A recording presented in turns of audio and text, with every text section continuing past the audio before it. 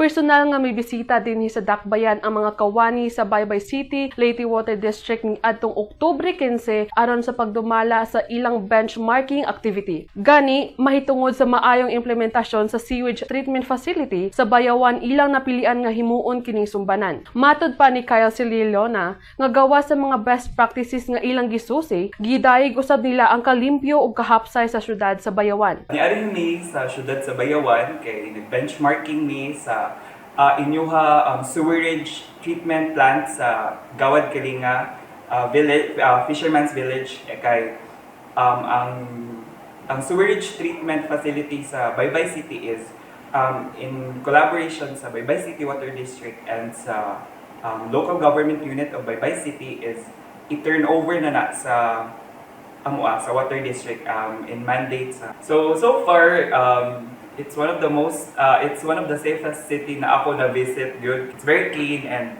daghang kay trees. Good, na amaze ko sa inyong environmental conservation even though nag-build mo establishment so far. Ma-preserve gyapon ninyo ang the ecological values of the trees and tanan.